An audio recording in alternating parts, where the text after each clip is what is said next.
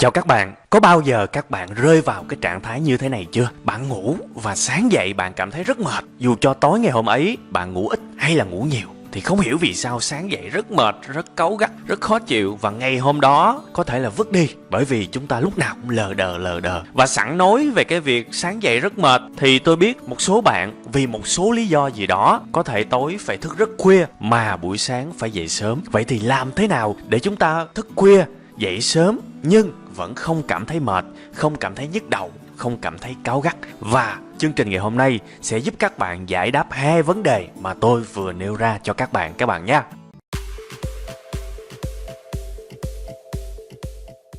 Xin chào tất cả quý vị và các bạn, chúng ta lại quay trở lại với chương trình bài học kinh doanh được phát sóng vào 7 giờ tối thứ Bảy hàng tuần. Hãy nhớ 7 giờ tối thứ Bảy, chúng ta vào YouTube gõ từ khóa web 5 ngày và xem video đầu tiên. Hoặc các bạn cũng có thể vào một cái đường link, đó là bài học.web5ngày.com. Chương trình ngày hôm nay sẽ là một cái chủ đề cực kỳ quan trọng đối với tất cả những người làm kinh doanh. Và thực sự là ngay cả những bạn không làm kinh doanh, những bạn còn đi học, những cô chú đã về hưu, nói chung là tất cả mọi người đều phải xem video này, bởi vì nó liên quan đến cái tâm trạng của chúng ta mỗi ngày, cái năng lượng trong chúng ta mỗi ngày. Các bạn biết là giấc ngủ đối với chúng ta rất quan trọng, và việc mà buổi sáng thức dậy mà nó lừ đừ, nó uể oải, nó cáu gắt là coi như ngày hôm đó vứt đi rồi, đúng không? Và cái hiện trạng này không chỉ xảy ra với tôi, mà tôi tin chắc đã từng xảy ra với các bạn. Và thậm chí sẽ có rất nhiều bạn gặp cái tình trạng này thường xuyên, mỗi ngày thức dậy là một cái lần mệt mỏi. Vậy thì chúng ta làm như thế nào để vượt qua cái vấn đề này? Trong cái bố cục của cái video này, tôi sẽ tạm chia thành hai phần. Phần đầu tiên tôi sẽ giải thích, tạm gọi là chuẩn đoán bệnh. Đấy, tôi sẽ giải thích vì sao chúng ta lại mệt khi mà chúng ta thức dậy, bất kể là bạn ngủ ít hay là ngủ nhiều nha. Và qua tới phần số 2 sẽ là phần chữa bệnh với cái phương pháp khoa học đàng hoàng luôn các bạn nha. Cái này là liên quan đến sức khỏe nên không có làm chơi được. Nó phải có một cái công trình khoa học, nó phải có một cái sự đảm bảo chắc chắn. Và tôi phải là người trải qua rồi, tôi mới dám đảm bảo với các bạn.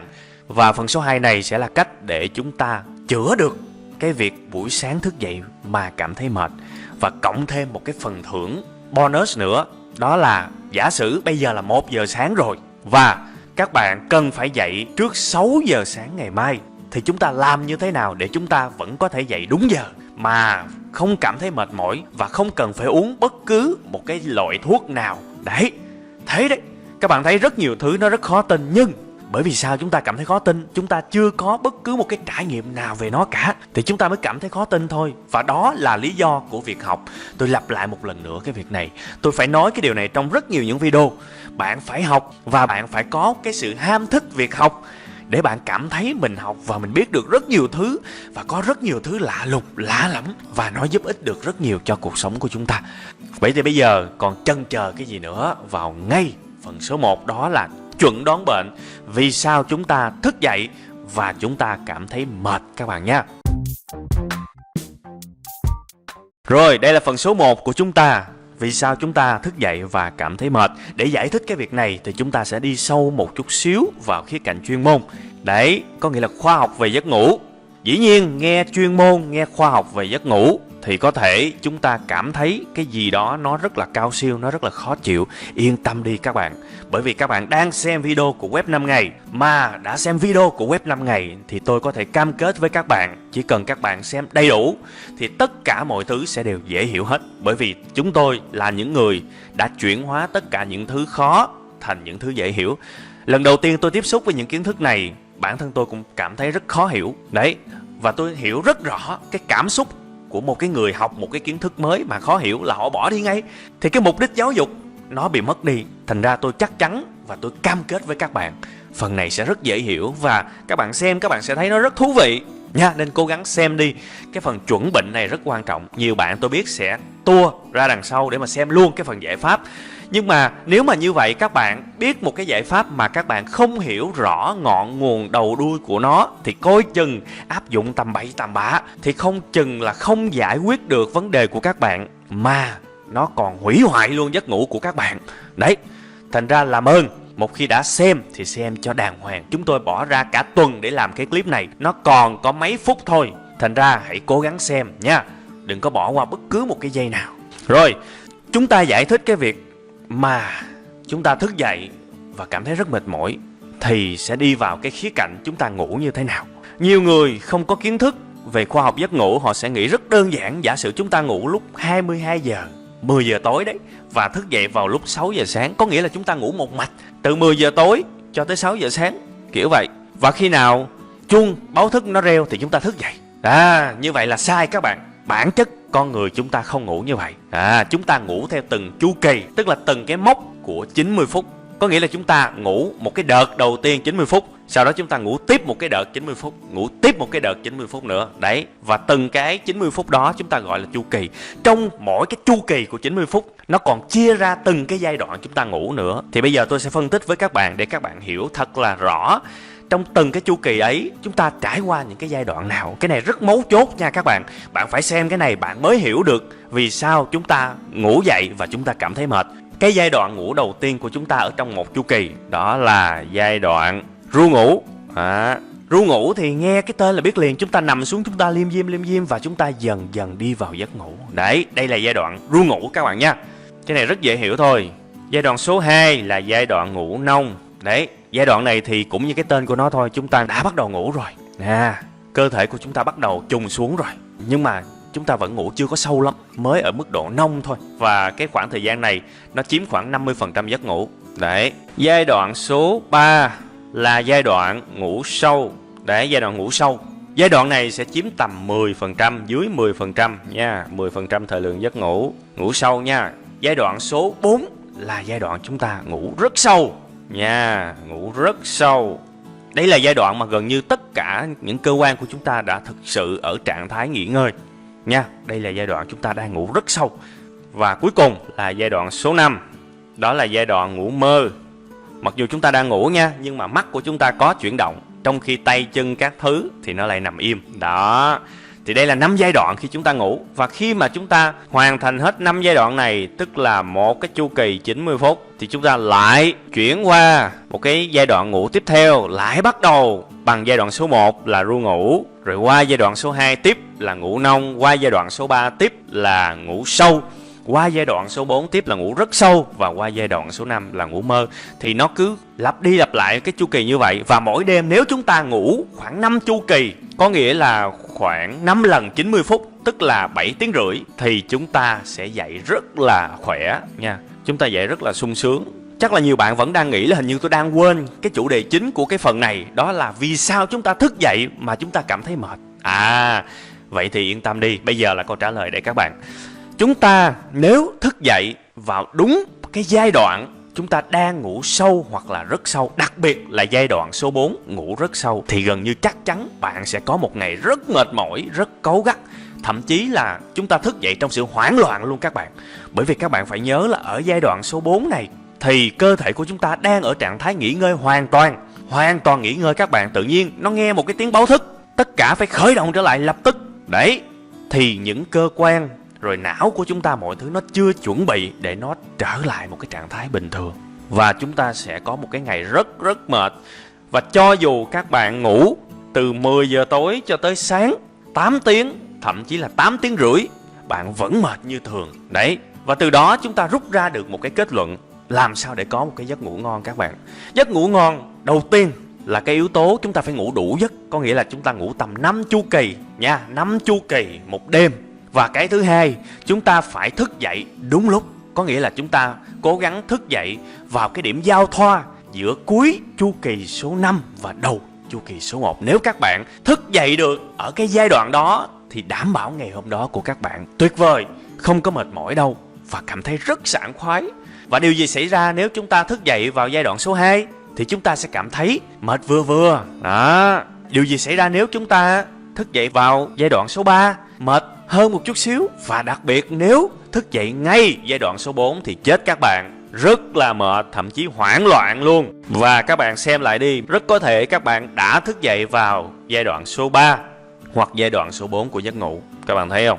Vậy thì bây giờ phần số 1, phần chuẩn bệnh, Tôi hy vọng các bạn đã xem đủ chậm để các bạn hiểu nguyên nhân vì sao chúng ta thức dậy và chúng ta cảm thấy rất mệt. Và bạn đã hiểu nguyên nhân vì sao rất nhiều thứ, rất nhiều công việc, rất nhiều những cái trạng thái tâm trạng của chúng ta bực bội, bực dọc, cáu gắt, nó sinh ra từ đâu? Nó chỉ sinh ra vào một cái điều rất nhỏ nhoi. Đó là bạn thức dậy vào cái giai đoạn giấc ngủ mà cơ thể của các bạn chưa sẵn sàng để thức nha. Tôi lặp lại một lần nữa. 2 điều kiện hoàn hảo để có một giấc ngủ. Đó là thứ nhất, chúng ta phải ngủ đủ giấc, có nghĩa là chúng ta ngủ tầm 5 chu kỳ. Và thứ hai, khi mà chúng ta thức dậy thì hãy cố gắng thức dậy vào cái điểm hoàn hảo nhất. Đó là cái điểm giao thoa giữa cuối giai đoạn số 5 và đầu giai đoạn số 1 của chu kỳ tiếp theo. Thì như vậy, đó là cái giai đoạn mà cơ thể của chúng ta đã sẵn sàng thức dậy nha. Những cái cơ quan của chúng ta đã bắt đầu nó khởi động từ từ trở lại thì thức dậy rất khỏe ha. Bây giờ chúng ta sẽ qua đến phần số 2. Chúng ta đã biết một cái điều kiện lý tưởng của một giấc ngủ hoàn hảo. Vậy thì chúng ta làm như thế nào để chúng ta canh đúng giờ thức dậy bây giờ đây? Đó là phần số 2, phần chữa bệnh các bạn nha.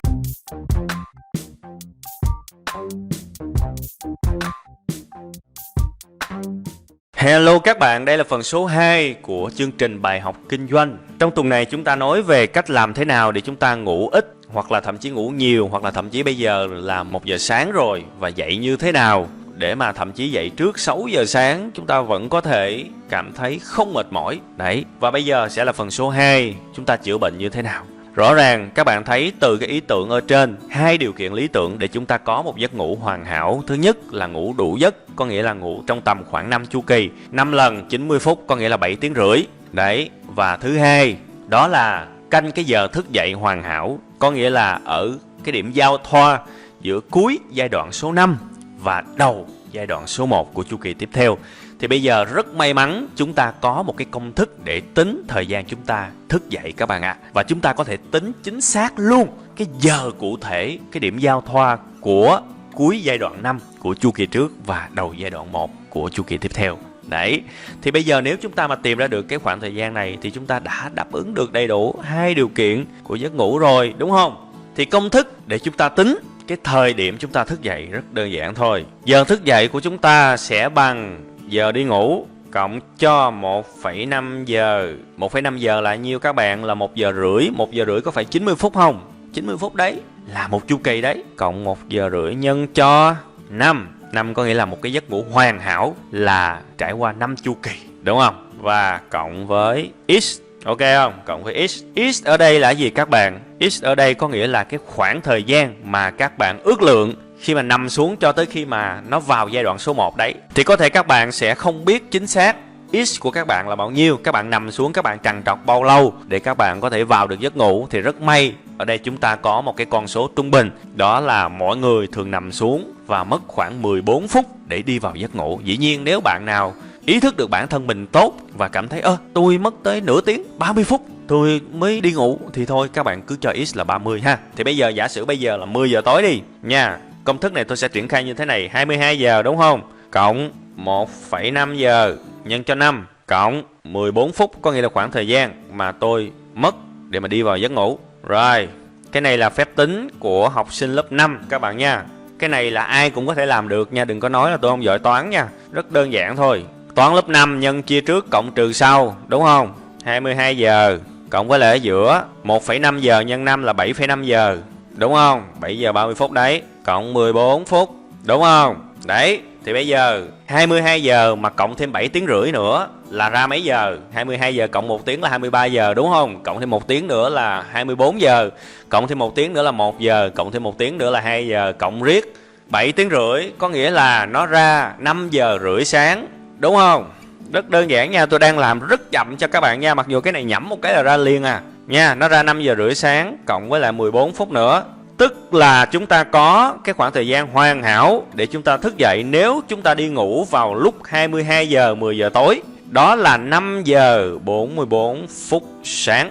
Đấy, các bạn thấy rất đơn giản không? 5 giờ 44 phút sáng nếu ngủ 10 giờ tối. Thấy chưa? Tính rất đơn giản thôi. Và chúng ta đã canh được cái thời điểm hoàn hảo, nó giao thoa giữa cuối giai đoạn số 5 của chu kỳ trước và đầu giai đoạn số 1 của chu kỳ sau. Thức dậy khoảng thời gian này rất tuyệt vời nha.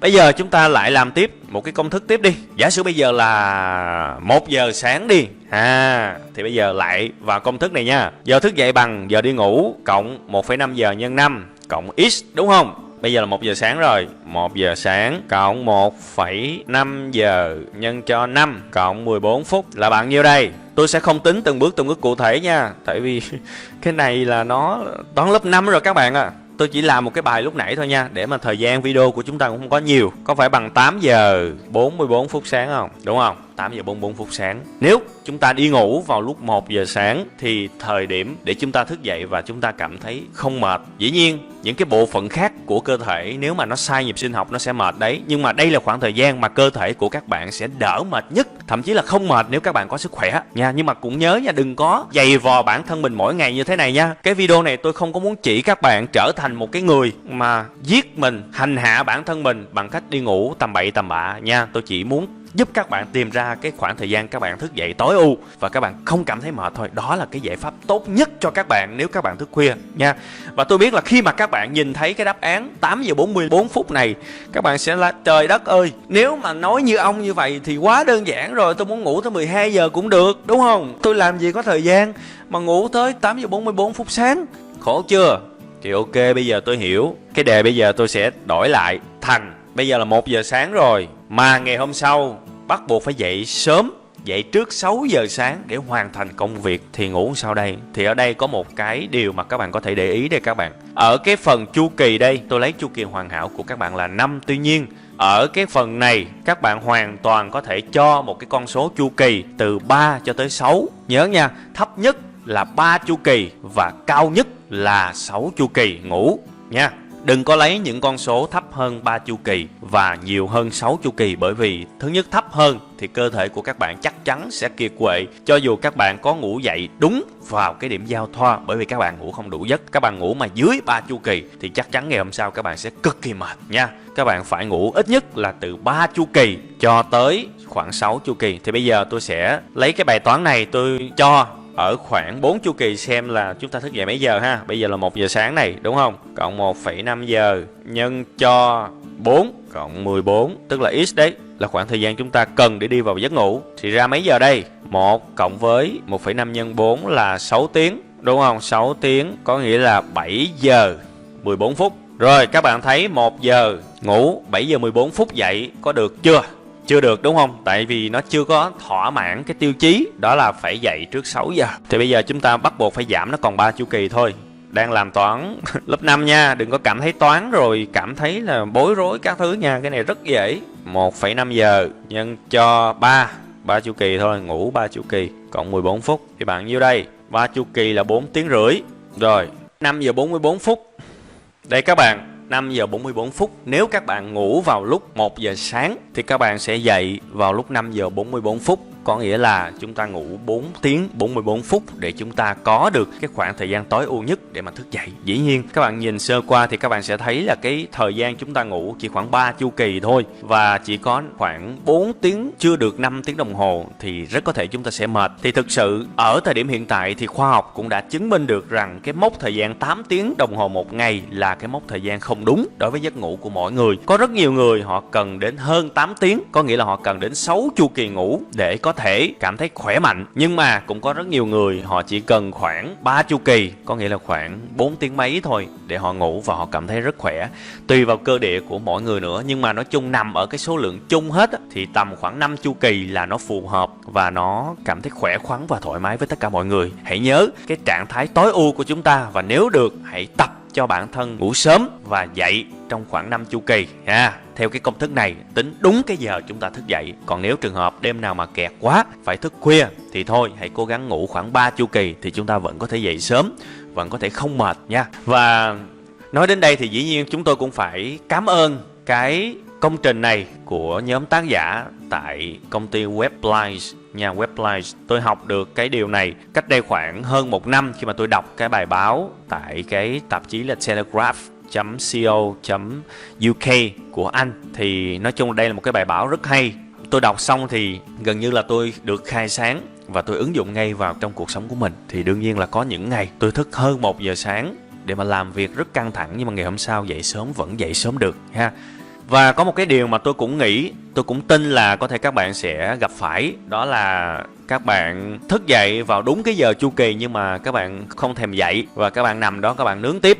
Đấy, thì rất có thể là các bạn sẽ bị thiếp thiếp và các bạn lại rớt vào một cái chu kỳ khác nha. Bạn tiếp tục ngủ qua cái chu kỳ khác thì có thể bạn dậy bạn sẽ tiếp tục mệt. Nên hãy cố gắng, nếu được thì dậy là dậy luôn nha, chứ đừng có nằm ngủ nướng rồi ngủ quên thì nó lại qua chu kỳ khác, rồi xui làm sao nó rớt ngay giai đoạn số 3, số 4 hoặc là đôi khi chỉ là số 2 thôi là nó làm các bạn rất mệt rồi nha. Nên nhớ kỹ giùm tôi, dậy thì cố gắng dậy luôn chứ đừng có nằm ngủ nướng. Và khi mà cuộc sống của chúng ta càng lúc càng khó khăn, càng lúc càng vất vả, chúng ta thức khuya, chúng ta mất ngủ triền miên, thì có lẽ không chỉ các bạn, không chỉ tôi mà còn rất nhiều người xung quanh chúng ta gặp phải cái hiện trạng này. Vì vậy nếu có thể các bạn hãy share cái clip này cho những người bạn của mình, xem như là một cái góp phần nào đấy để mà giúp họ có thể khắc phục và vượt qua được cái việc mà chúng ta thức dậy và chúng ta cảm thấy mệt mỏi. Các bạn biết là khi mà chúng ta mệt mỏi thì đâu có riêng gì chúng ta mệt đâu, chúng ta cáu gắt, chúng ta lan truyền cái cảm xúc đến những người xung quanh, đến đồng nghiệp, đến vợ chồng của mình, thậm chí là con cái của mình,